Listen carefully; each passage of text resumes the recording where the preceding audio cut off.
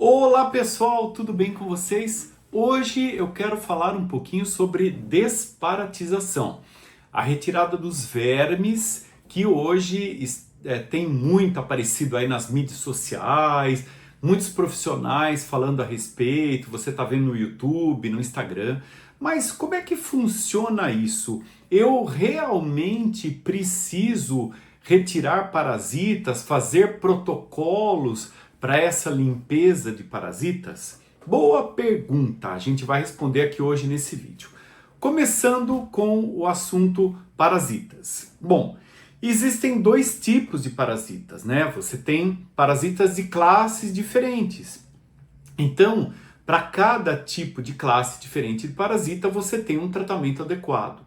E devido à prática clínica, à Organização Mundial da Saúde e uma série de conceitos médicos, você tem indicações para fazer esse tipo de tratamento. Veja bem, se a pessoa foi exposta a uma área endêmica, ou seja, se sabe que naquela região você tem uma incidência maior, um perigo maior para ter a infestação por parasitas, você realmente deve pensar e analisar o assunto. Então, por exemplo, você vai numa área que tem, né, uma sanitária, né, uma questão sanitária precária, você teve contato com água, um alimento, foi numa zona desconhecida, viajou para outros países, foi em áreas aqui do Brasil que tem essa questão sanitária ruim, você tem que pensar que pode ter havido uma infestação. Mas, como é que você vai saber se houve e se você tem uma infestação? Sintomas gastrointestinais, né? Diarreia, gás, alterações ali digestivas, né? Você fica empachado, de repente o intestino já não está funcionando melhor e principalmente coceira na região anal, que pode ser um indício de um parasita que chama-se Oxyurus, muito comum em algumas crianças por aí. Mas veja, você realmente precisa fazer uma desparasitização assim espontânea, sem estar sentindo nada ou numa pequena suspeita? Pois é, isso a gente hoje na literatura médica está sendo muito questionado. Por que isso, pessoal? Porque nós temos métodos de avaliação para saber se a gente tem a presença do verme realmente e se você vai precisar estar tomando alguma medida ou natural ou química para controlar essa questão. Veja só, o exame parasitológico de fezes é um excelente exame. O método de Graham, que ele é uma fita adesiva que se coloca ali na região anal para ver oxiúros, esse tipo de vermes, realmente é muito eficaz. Ah, doutor, mas eu colhi um exame de fezes ali recentemente e não deu nada, mas aí depois eu tomei o tratamento da desparasitização e me senti otimamente bem. Veja, pode ter sido coincidência e às vezes o teu exame de fezes não foi colhido de maneira adequada. Eu vou colocar aqui também nesse vídeo, né, as questões do exame de fezes, como que você deveria estar colhendo esse exame com qualidade, ok? Lá para o fim do vídeo eu vou deixar para você essa informação. Então veja, a coleta do exame de fezes é fundamental, mas não é só o exame de fezes que a gente tem para ver. Nós temos também, pessoal, a análise do hemograma, e lá no hemograma a gente vai olhar uma célula que se chama eosinófilos. Pega aí o seu hemograma, se você tem algum na sua casa, algum médico já pediu para você, e você vai olhar a célula que chama eosinófilos e vai ver qual é a porcentagem que está lá no seu exame. Normalmente, a maioria dos exames vai indicar no máximo até 4% de eosinófilos. Mas de repente você olhou aí seu exame e viu que ele está em 10%, 15%. Pode indicar uma questão relacionada a verminoses, mas também pode indicar reações alérgicas. O eosinófilo é a célula que se manifesta em situações alérgicas. Bom, doutor, mas se eu fiz o exame de fezes, né, não deu nada, eu tenho sintomas, e não tem o eosinófilo também positivo, eu posso assim mesmo fazer a desparasitização? Pois é, você pode estar incorrendo até num efeito colateral não adequado e até uma resistência, né, ao medicamento que você escolheu para tomar. Exemplo, ivermectina. Muita gente toma ivermectina muito frequentemente e você pode induzir uma resistência ao uso do medicamento, né? Ivermectina é um medicamento muito interessante para as parasitoses, albendazol, e tem vários medicamentos possíveis aí. Mas a gente tem que escolher o medicamento correto, no tempo correto de utilização, na forma correta e, se possível, fazer um protocolo, repeti-lo depois de um tempo. Então, essa é a maneira correta. Também existe, pessoal, os testes, né?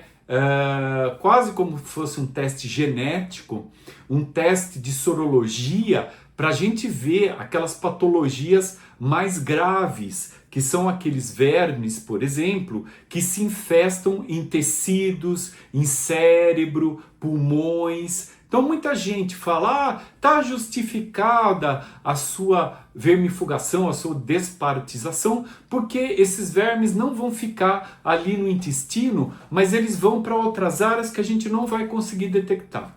Pois é, a minha prática clínica aqui da nosso serviço, né, com a minha equipe, o qual eu sou o coordenador técnico, a gente costuma, na história clínica, na investigação, avaliar tudo isso.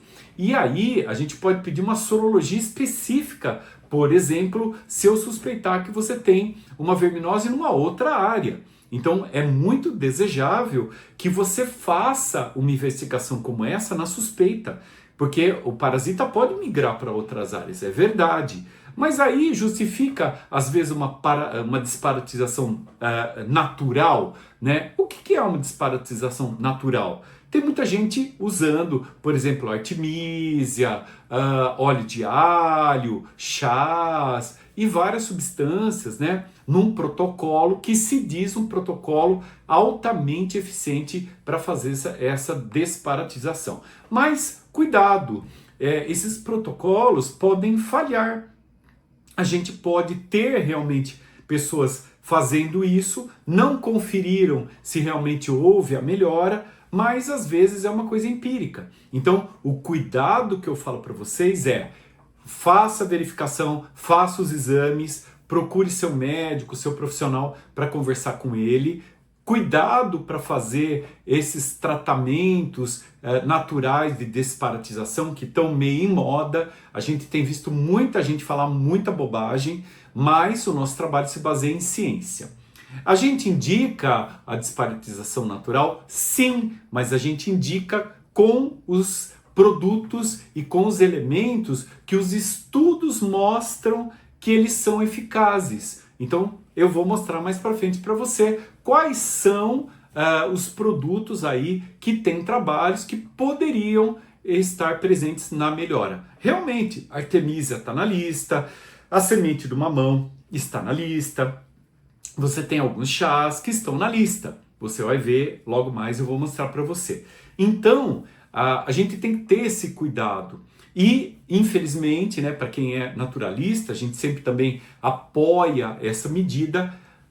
Os medicamentos, como eu expliquei para vocês, químicos, eles são altamente eficazes. Né? Você tem várias, secnidazol, metronidazol, albendazol, o tinidazol, você tem inúmeras substâncias que são muito eficazes, principalmente aquelas pessoas que têm infestações maciças. Agora, não adianta nada você fazer uma desparasitização se você não cuidou do ambiente, daquilo que você come, né?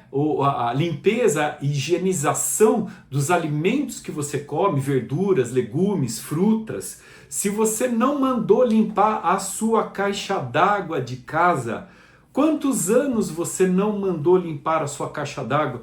Quantos anos o seu prédio que você mora nunca limpou a caixa d'água?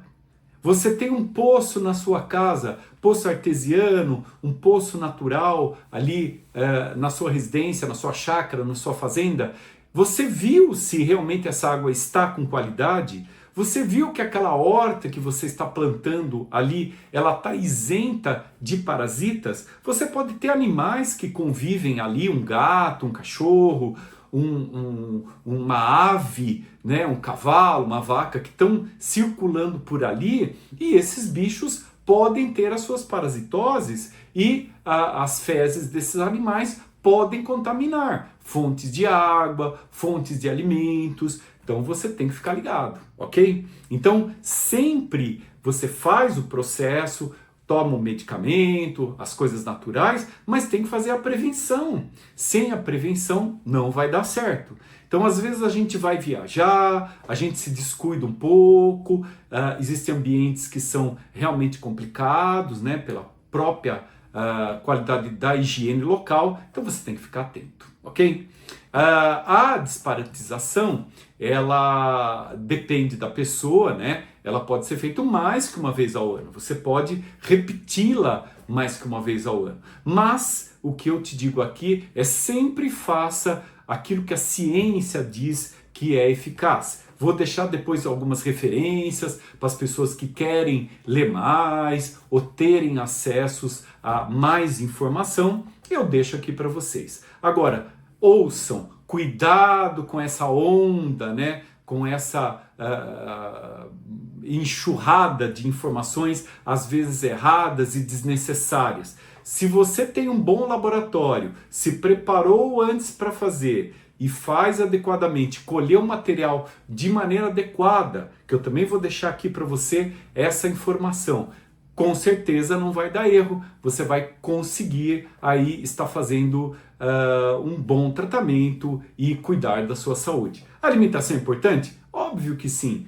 né? Tem produtos na alimentação que são importantes para as verminoses. Também vou colocar algumas coisas aqui para você. Então, se até aqui você curtiu as informações que eu coloquei, por favor me ajude com o meu trabalho, com o meu vídeo. Curta esse vídeo. Muita gente assiste e não curte. Me ajuda aí, dá uma curtida no vídeo. E compartilhe, você também ajuda o nosso canal a crescer. Comentários são bem-vindos, eu espero que você os faça, ok? E eu vou deixar aí, colocar aqui para você entender um pouquinho melhor sobre esse assunto. Ok, pessoal? Abraço a todos, fique com Deus e espero que vocês tenham muita saúde.